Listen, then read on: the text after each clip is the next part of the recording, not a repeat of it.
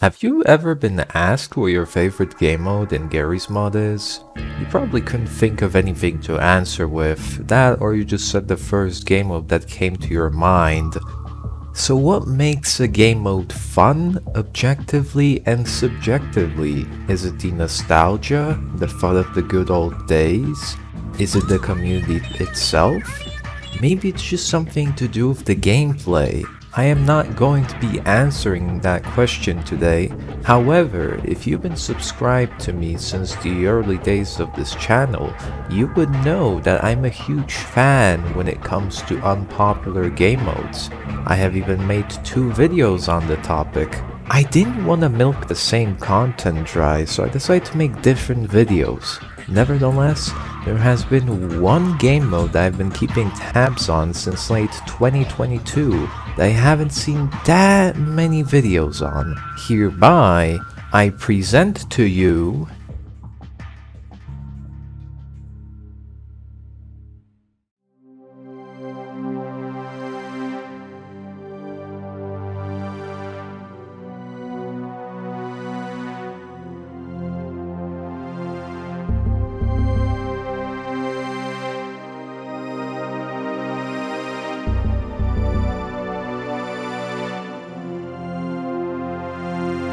So why am I making a video specifically for this game mode and not something like, let's say, zombie survival?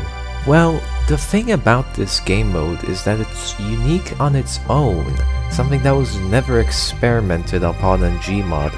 Sure, you have game modes like Prop Hunt, TTT, Hide and Seek, you name it. But these are all classics that everyone knows about, and they are pretty much established as a classic game trope outside of Garry's mod. So, what is this game mode about that I am praising so much for its uniqueness?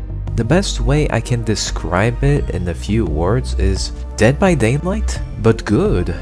If you don't know what Dead by Daylight is, then may God bless your soul. Dead by Daylight is a multiplayer 4 vs 1 horror game where one player takes on the role of the savage killer and the other 4 players play as survivors, trying to escape the killer and avoid being caught and killed. Yes, I did just shamelessly copy and paste the game description on the Steam store to my script.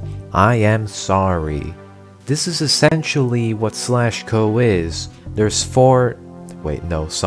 6 survivors max and 1 slasher max. The goal is pretty similar to Dead by Daylight's once more, but not quite. You get dropped off by a helicopter at a random location, unless you're fucking rich, and are tasked to refuel 2 generators. While the task at hand might sound easy at first, it gets very complicated once you get to the schematics. Once you fuel up the generators, you also need to find a battery for each generator. And finally, once that's done, the helicopter comes back to pick you up and you leave.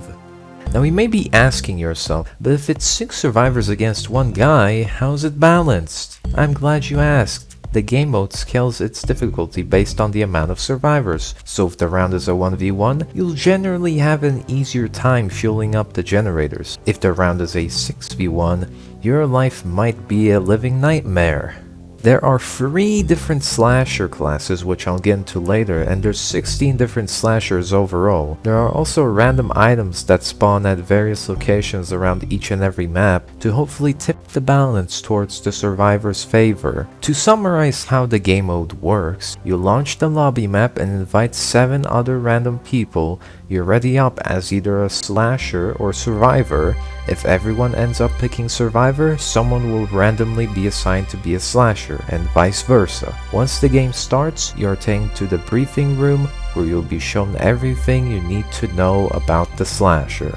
The name, class, and its danger level along with some notes. Of course, you won't always get all of the information since it depends on the difficulty, so if you're going to have an easy round, all of the information is going to be displayed. If you have a hard round, nothing of use will be displayed. Once you pass the briefing room, you can either go to the helicopter or buy an item from the shop, or forcibly set a map you'd like to play on by bribing the helicopter pilot. And once that's finally done, you can finally head off to do your job. There are 6 official maps and 2 unofficial ones by yours truly. I'll be only going over the official maps, those of which are Summer Camp, High School, Hospital, Asylum, Red Forest, and Viton. All of the SlashCo maps are edits of different maps to fit them for the game mode, so you might run into a map that you've played before. I won't be going over each and every location of the gas cans, batteries, and whatnot, but I'll go over some more important tips if you ever plan on playing this with your friends. Number 1. Most, if not all maps, have 8 different generator spawns. Number 2. Batteries always spawn in the vicinity of a generator. Number 3. Some doors can be broken down by slashers. Number 4. Map sizes affect gameplay, not in the way that you think. With those out of the way, I want to move on to the next topic of this video.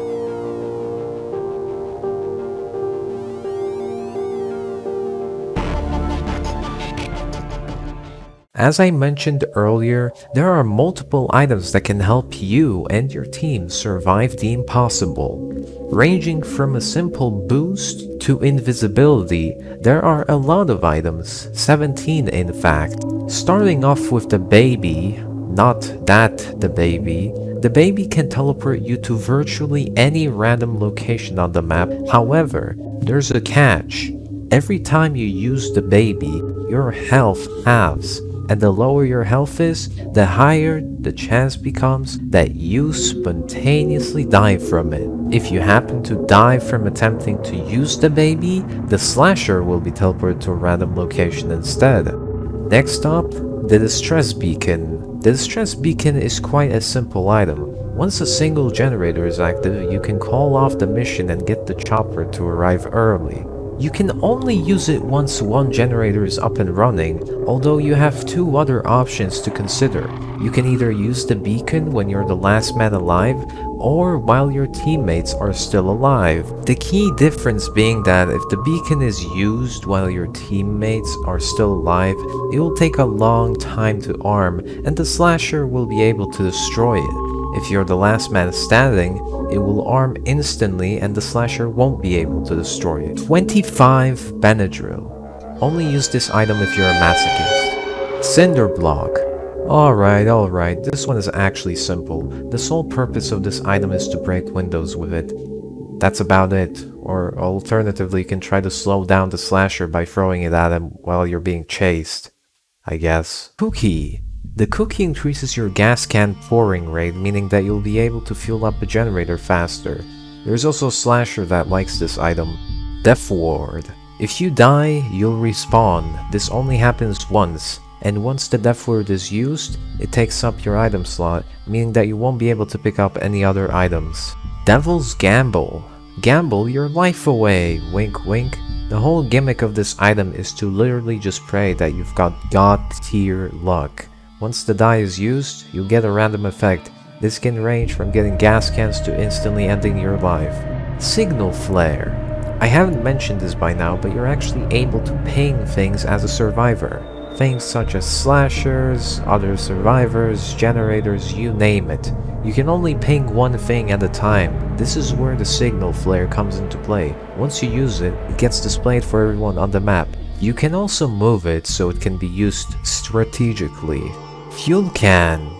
Well, it's a fuel can. What else is there to say?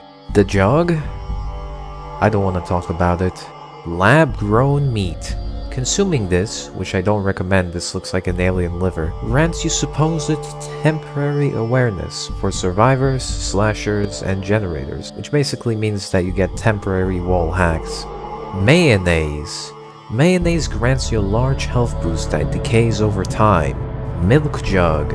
The Milk Jug increases your overall speed temporarily, and there's yet another slasher that likes this item. Pocket Sand. The Pocket Sand blinds a slasher near you for a few seconds. They can still kill you while they're blinded though. My personal favorite item. The Rock. This is a passive item, meaning that it does its own thing by simply having it in your item slot. While active, you won't be able to sprint, but your footsteps won't be visible to the slasher. When it's left on the ground, it'll very slowly move towards the nearest gas can. Be Gone Soda makes you invisible for a short period of time. Doesn't work that well against certain slashers, which I'll move on to later. Step Decoy makes fake footsteps and plays footstep sounds, used for distracting the slasher. All of these items have a chance to randomly spawn on the map, except the 25-gram benadryl and maybe the Cinder Block. These can be also bought in the store with varying prices.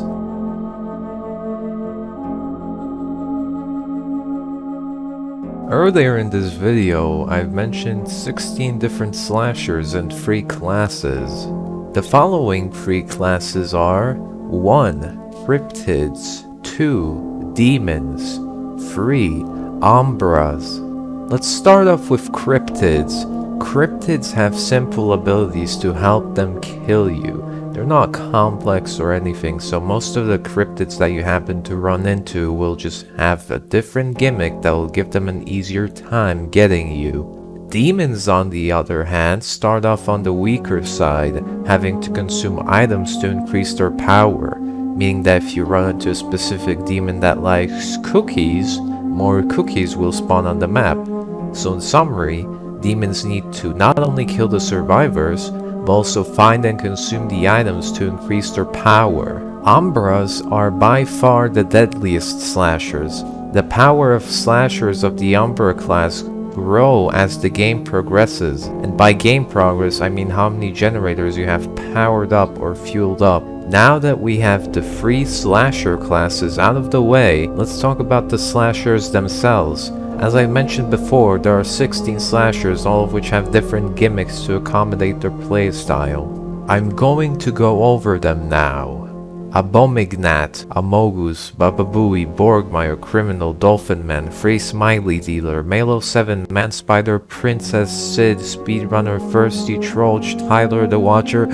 Yeah, that's all of them. Starting off alphabetically, Abomignat is this weird Venus flytrap looking thing classified as a cryptid, meaning that its methods of killing you are relatively simple. It can either slash you, dealing a chunk of damage, or lunge at you to instantly kill you. The gimmick of this slasher is that it's very good at finding its prey with the use of the crawling function.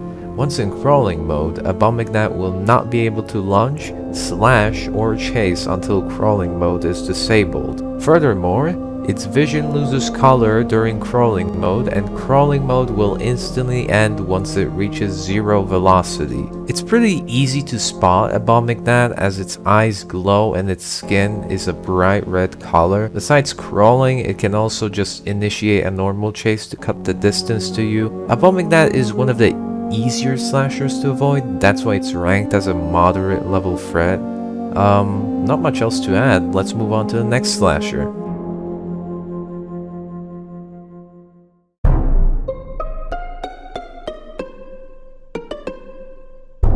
Amogus works exactly how you'd expect it to. The main mechanic of Amogus is deception, with Amogus having 2 different abilities to shapeshift into either a fuel can or a survivor. Once disguised as a survivor, Amogus can do a lot of things that the survivors can. Not all of them though. It can use a flashlight, it can sprint, and that's pretty much it.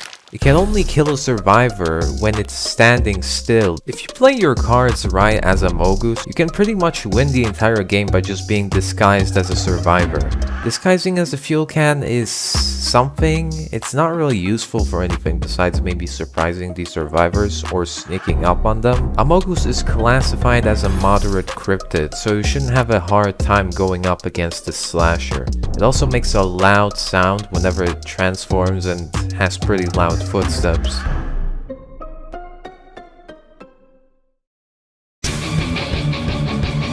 Moving on to Bababooey, which is a moderate cryptid. He specializes in Bababooey traps. I get it. And invisibility. Bababooey can place an invisible clone on his exact location, which only activates once a survivor walks into that general area. Once the clone is activated, it sounds out a message to the slasher notifying that it has been triggered. The clone can never be reset, so if it's placed in a bad spot, Bababooey might never be able to place a clone for the rest of the round. Bababooey's invisibility is one of his other specialties. Once enabled, Bababooey lets out a loud sound notifying the survivors that he went invisible. Once invisible, he'll make giggling sounds. From what I've noticed by playing Bababooey was that his kill range is quite short, and he makes distinctive footstep sounds. Well, about that kill range thing, maybe that was just my god-awful ping.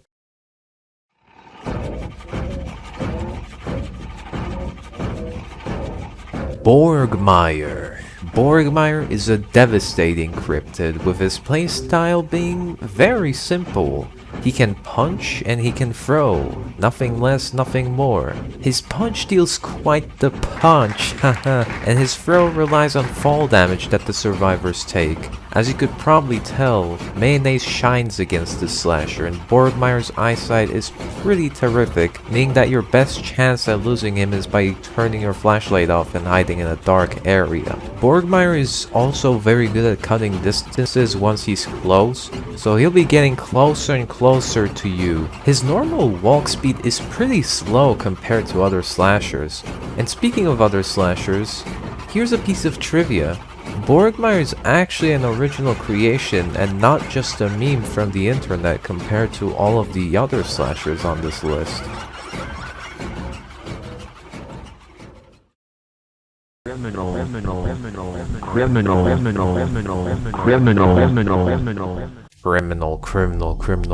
get out of my head, criminal! I do not want to go over this slasher due to how stupidly broken he is. I'll try to make my tangent as short as possible, okay? Criminal is a devastating level threat Umbra. To explain how he works in the short term, he almost works like Amogus when it's disguised as a survivor. Criminal can only kill you if he's standing still. This also goes for his model. His model moves only when he's standing still, so he's pretty much invisible for more than half of the game. He also has this stronger version of a chase, which is just summoning clones.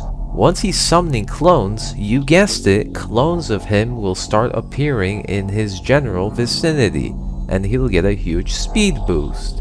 His clone summoning isn't set on a timer or anything, and he doesn't have to be close to the survivors to start summoning his clones, so he can practically start chasing out of nowhere for an infinite amount of time. Now if that wasn't overpowered enough, Criminal does actually have footstep sounds. However, they are practically inaudible, rendering him impossible to detect unless he's summoning his clones. And you've guessed it, since Criminal is a upper class slasher, he gets more powerful as the game progresses, meaning that eventually he'll enter his, as I like to call it, purple form, which makes him a lot more mobile. In short, if you're ever going up against Criminal, you might as well throw the game.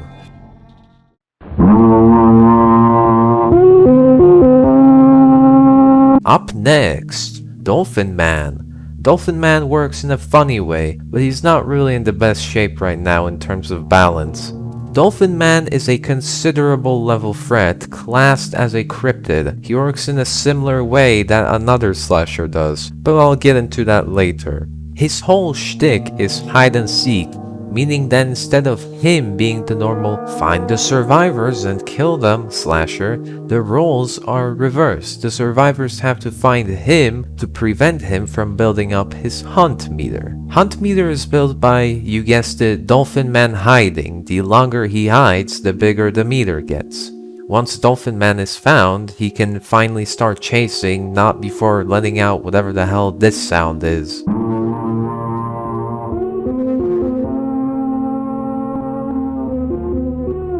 The duration of the chase is dependent on the hunt meter. If it's 10%, the chase will be pretty short. If it's 100%, the chase will be very long. While hiding, Dolphinman can actually cancel his hiding. Doing that, however, will result in 25% loss of hunt. Correction from the future me. The loss of hunt is always half an amount of hunt that you had. Some other things you should know about Dolphinman is that every survivor killed increases his hunt meter by 25%, and once the helicopter arrives to rescue the survivors, Dolphinman's chase will activate by default. Unfortunately, this slasher does not work that well at the moment since, well, the whole problems arise when you realize that you can't be too close to survivors in order to hide. Since Dolphinman is slow, you can have one survivor chase him down forever in order to prevent him from hiding. Nonetheless, still pretty fun to play as and against. Moving on.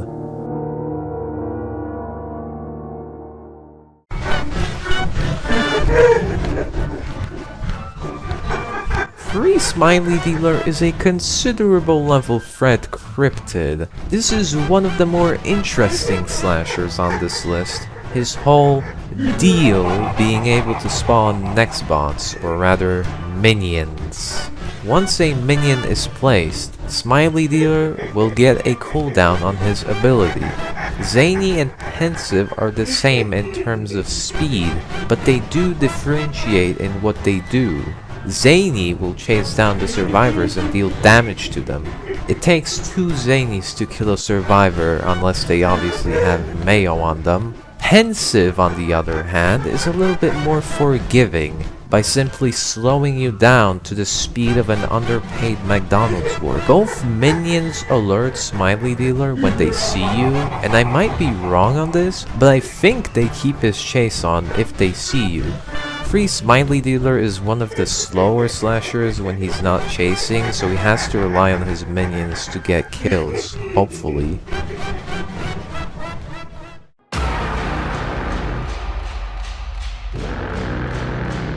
Malo 7, a devastating level threat Umbra, is personally my favorite slasher due to his unique and goofy design. Malo 7, yes, the Malo 7 from Half-Life 2, is instantly recognizable as soon as you spawn in as a survivor. The whole design of Malo 7 is that he is corporeal and not corporeal at the same time. He can possess one of the many vessels that spawn around the whole map. I think the amount of Malo 7 nextbots depends on the map size, as I mentioned earlier. I never counted them personally though, so I might be wrong on that.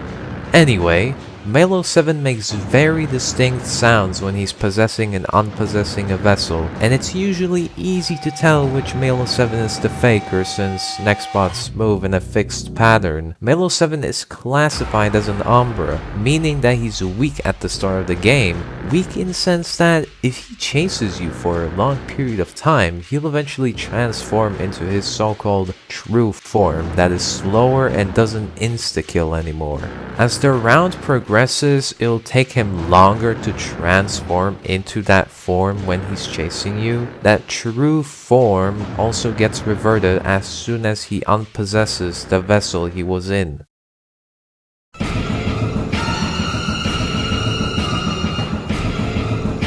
Manspider is a considerable level threat cryptid, and it's a, well, it's a man-spider, alright? Manspider's whole design is about nesting, sort of similar to Dolphinman's hide-and-seek game, except you don't want to find Manspider's nest.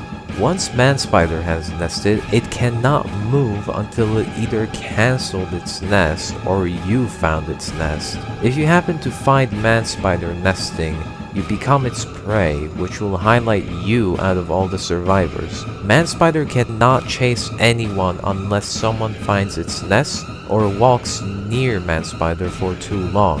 After 1 or 2 kills, Manspider unlocks a new ability to leap. That's it.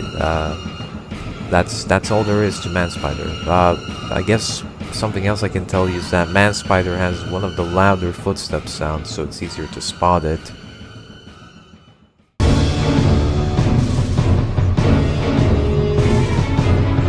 Princess is a moderate level threat demon, and let me tell you something, if you're going up against Princess, you've won the game. Princess being a demon relies on item consumption to increase her power.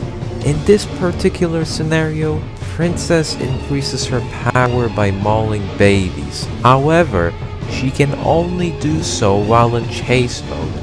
Speaking of chase mode, Princess is slow as hell, even in late game after mauling 3 to 4 babies. It takes around 3 to 4 bites to die from Princess.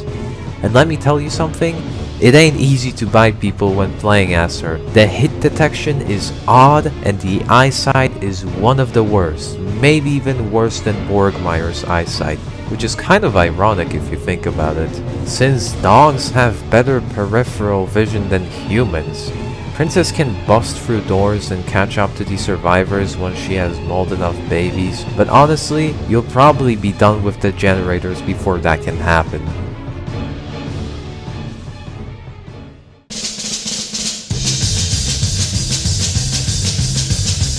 Sid is a considerable level threat demon, and I like to think of him as a better version of Princess. Sid is a demon, and he just so happens to be the slasher that loves cookies. Unlike Princess, Sid can actually consume cookies without having to be in chase mode. Every cookie consumed equals the amount of gun uses he has. He's gotta reach max satiation before being able to use the gun though. 5 gun uses is the max. Once he's in gun use mode, he cannot move. However, he can fire his gun an infinite amount of times. The gun accuracy is also not the best. However, it does deal a lot of damage. Once Sid has eaten enough cookies, his maximum potential will activate after the final generator is finished. That's about it, yeah.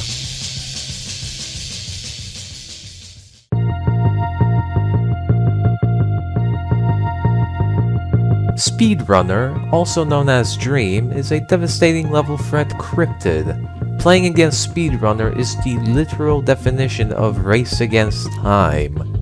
Speedrunner starts slow, but his speed builds up over time, being able to reach up to 235 speed max in his first form.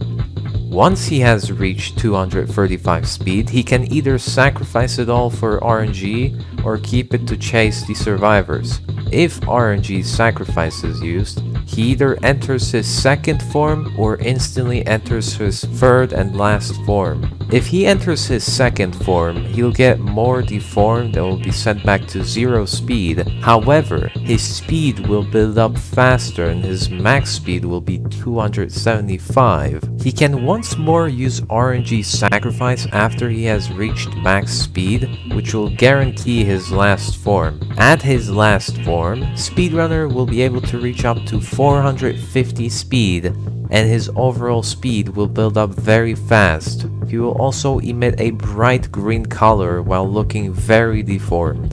Speedrunner is technically always in chase mode, so you'll know when he spawned in or if he's getting close to you just by paying attention to the song. You should now understand why he's the definition of race against time.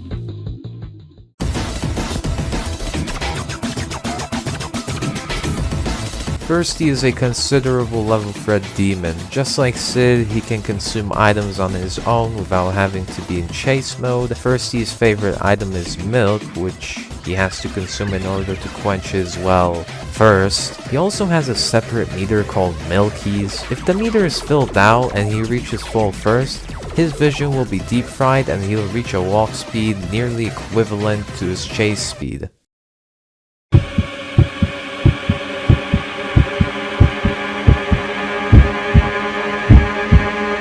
Trollge is a devastating level threat Umbra. Trollge is quite complicated in his design, but I'll try to keep it as simple as possible. Trollge has 3 different forms, with the third one not always being guaranteed. In order for Trollge to reach his third form, he has to collect enough blood in his first form. He collects blood by simply slashing the survivors, and that's practically all he can do in his first form. He can slash and he can dash. His dash can either deal a bunch of damage or instantly kill a survivor, depending on how long his dash was. He achieves his second form once half of the game has progressed. In his second form, his only ability is to kill a survivor. During his second form, he can also hold shift to sprint with the same speed as the survivors, if not slower. If Trollge has managed to collect enough blood in his first form, he will enter his third form once all generators are done. Now I have to make this very clear. Trollge is a movement-dependent slasher, meaning that if you don't move, including your mouse, he will not see you. He will, however, still be able to see your flashlight and maybe an item that you just so happen to be holding. Although same goes for Trollge. If he doesn't move, he gets the best vision out of all the slashers out there. The strategy for this slasher is to probably just get all the items that you need and put them next to the generator, just so you don't accidentally trigger his second form. Because trust me, that motherfucker makes absolutely no footstep sounds or any other sounds. Well, he does, but they're equivalent to criminals type of loudness, so you might as well just give up.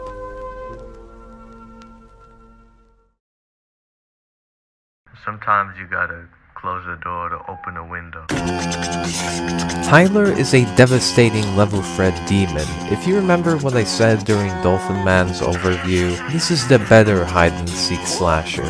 Tyler starts out invisible with a lot of speed, allowing him to search and use any spot on the map he wants to manifest in. Once he starts manifesting, he sings one of his, thankfully not copyrighted, songs. The survivors have a limited amount of time to find Tyler before he reaches his destroyer form. The time the survivors have to find Tyler depends on the map size, so if it's on a map like Summer Camp, they won't have a lot of time to find him. If the survivors find Tyler, he will create a gas can for them, because less gas cans spawn when the slasher is Tyler. However, Tyler will also get buffed by singing quieter and quieter every time he's found, and yes, he can eventually just reach 0 volume. If the survivors don't find Tyler, he will enter his destroyer form, which again lasts longer or shorter depending on the map size. During his destroyer form, Tyler can spot the survivor's footsteps easier, so it's ideal that you stay still during it. If Tyler manages to find an item or a survivor, he can destroy it, which will instantly end his destroyer form. It will, however, slightly buff him by slightly increasing his destroyer form duration, reducing the amount of time it takes to manifest, and the so-called arm time. Tyler can realistically destroy any item except the battery and the distress beacon, so you can destroy bricks, gas cans, you name it, to increase his power.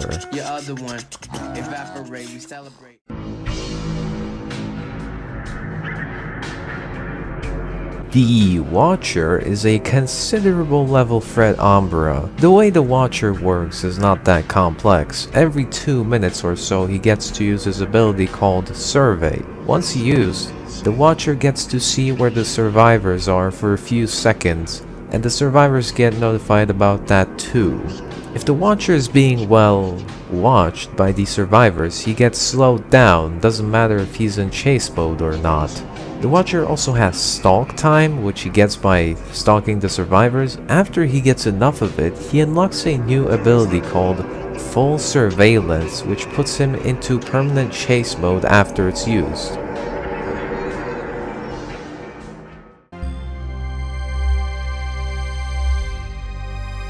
That's all there is for the slashers. I'm sure that I've gotten some things wrong about some of them, but doesn't matter because this video will probably be out of date one day anyway. Now frankly, if you ever plan on playing this game mode with your friends or whatever, this chapter of the video isn't necessary, but I'll talk about these anyway. The offerings offer a new way to spice up the game mode. As an example, there's a duality offering which allows 2 slashers to be active. In exchange, the survivors will have to fuel up only 1 generator, or singularity, where There'll be a lot of gas scans, but in exchange the slasher will be much more powerful. Again, I'm not going to go over all of these, but if you ever plan on playing SlashCo, you should definitely check them out.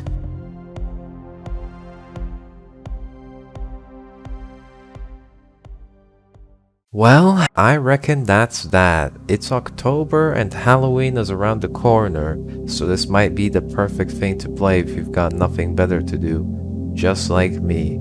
There's probably some things I might have glossed over, but that's fine. If you liked the video, then like the video. If you disliked the video, then flip a coin to decide whether you should like or dislike this video. I'm Zaniac, and I wish you the best for the rest of the day. Bye bye.